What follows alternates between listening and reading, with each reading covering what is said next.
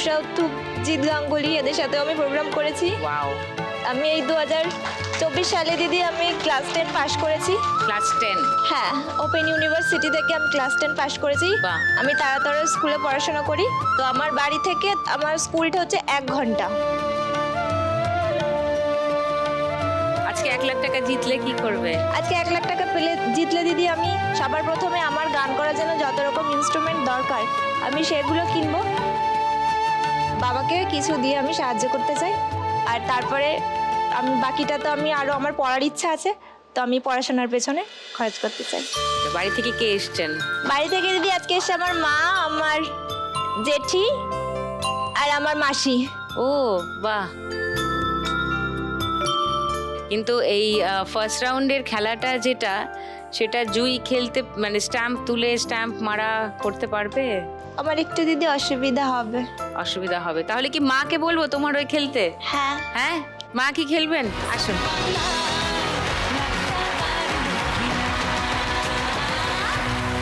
জুই বলে দেবে কোন স্ট্যাম্পটা মারা হবে, আপনি ওটা মারবেন। জুই, তোমার 1 মিনিট সময় শুরু হচ্ছে এখন। চলো প্রথমটা। ওটা 50, 50, 50। তারপর ওটা 100, 100। না, অনেক বড় অনেক বড় অনেক বড়। 500, 500। তারপর এটা ছোট্ট আছে এটা একদম। 20, 20, 20। আরো ছোট বোধহয়। আচ্ছা, এটা বড়। এটা 100। এটা 200। এটা 50। এটা 100। এটা 200, 200। এটা 500, 500।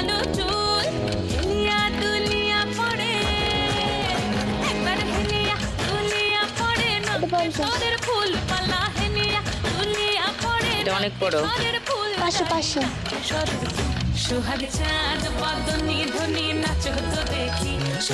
তার একটু ছোট। 50, 50। এটা ছোটর দিকে। বলো, এটা 50, 50।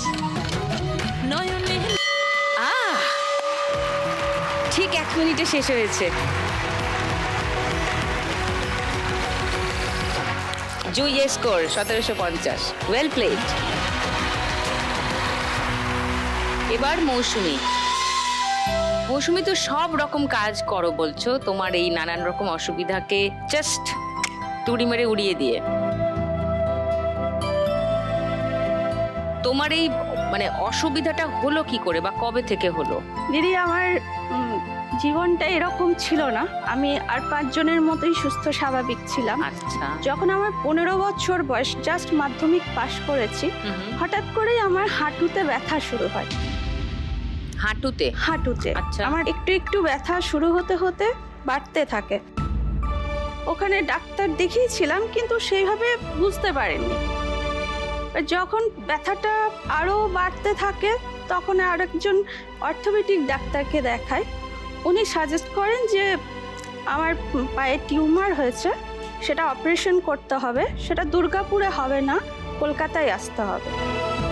কলকাতায় আসি, ডাক্তার দেখানো হয়। ডাক্তার দেখে বলেন যে টিউমারটা ক্যান্সারে পরিণত হয়েছে, স্প্রেড করে গেছে। ওখানে অ্যাডমিট হই।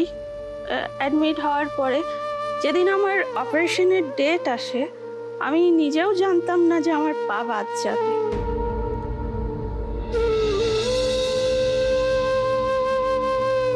যেহেতু আমি খুব ছোট, 15 বছর বয়স, ডাক্তাররা খুব ভালোবাসতেন এবং কোনো ডাক্তার আমাকে বলতেই পারেনি যে আমার পা বাদ দিতে হবে।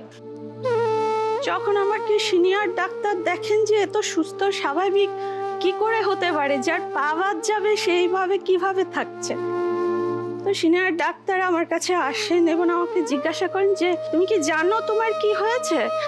তো আমি বলি না, আমি তো জানি আমার টিউমার হয়েছে, আমার টিউমার বাদ দিতে হবে। তো ডাক্তার বলেন হ্যাঁ টিউমার হয়েছে, কিন্তু টিউমারটা সেই টিউমার না যেটার জন্য তোমার পাটাও বাদ যাবে। সেই বয়সে আমার ওই অভিজ্ঞতা নেই ক্যান্সার কি জিনিস, ক্যান্সার হলে পা বাদ দিতে হবে। 1 ঘন্টার জন্য আমি বলেছি আমাকে সময় দিন, আমি কিছুতেই আমার পা বাদ দেব না। আমি মরে যাব, কিন্তু আমি আমার পা বাদ দেব না। এবং আমার মা বাবাও জানতেন না যে আমার পা বাদ দিতে হবে, কারণ মা বাবা প্রচন্ডভাবে ভেঙে পড়লে মুশকিল। স্বাভাবিক। তো ওখানে আরো ডাক্তাররা আসেন এবং আমাকে বোঝান যে তোমার পা বাদ যাওয়া মানে তোমার জীবন চলে যাওয়া নয়।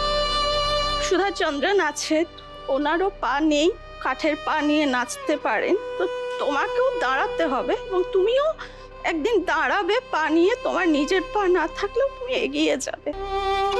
তো এইভাবে আমার চিকিৎসা শুরু হয়, আমার পা বাদ যায়, আমার 4 বছর চিকিৎসা চলে।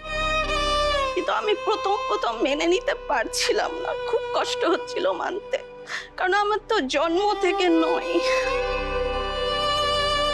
মনে মনে প্রস্তুতি নিই না, এভাবে আমার জীবন কাটালে চলবে না, আমাকে এগোতে হবে। তো 4 বছর পর আমি আবার পড়াশোনা স্টার্ট করি, 11-এ ভর্তি হই, উচ্চ মাধ্যমিক পাশ করি একজন টিউশন মাস্টার নিয়ে। আমি ক্লাস করতে পারতাম না, কারণ আমার স্কুল অনেক দূরে ছিল। বাড়িতে পাশ করার পর টিউশন করতাম। তো টিউশন করতে করতে আমি ICDS এর জব পাই। মানে আমার মনে হয়েছিল যে আমি মন থেকে আমি নিজেকে ডিসেবিলিটি মনে করি না, আমার মন থেকে আমি মনে করি আমি নিজে একজন 5 জনের মতোই আমি সুস্থ। স্কুল তো আমার গ্রামে, তো আমাকে এই স্ক্র্যাচ নিয়েই যা আশা করতে হয়। আমার ভাই আছে, ভাই আমার সারাক্ষণ আমার সর্বক্ষণের সঙ্গী। পরিবার তো আমার পাশে আছে এবং আমার সবাই আমাকে প্রচন্ড মানসিকভাবে জোর দেয়। সবাই এসছেন আজকে? হ্যাঁ, আমার পিসির মেয়ে এসছে, দিদির মেয়ে এসছে, আমার ভাই এসছে, আমার বৌদি এসেছে। নমস্কার।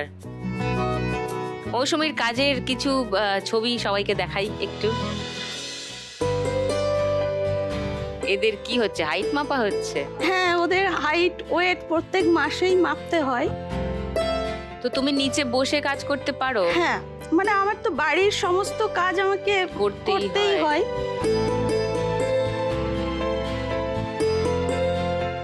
তোমার আন্ডারে কতজন আছেন? এখন আছে 12 জন স্টুডেন্ট, যেগুলো দেখছেন। কিন্তু আমাদের শুধু এই স্টুডেন্ট নিয়ে কাজ না, আমাদের মানে একদম জন্মানো থেকে মৃত্যু পর্যন্ত কাজ থাকে। তো আমাদের মানে যেরকম গর্ভবতী মহিলারা থাকে, তাদের যে কিভাবে তারা এগিয়ে যাবে, তাদের যত্ন, তাদের টিকাকরণ, তাদের বাচ্চা হবে কিভাবে, এবং হসপিটালে যাতে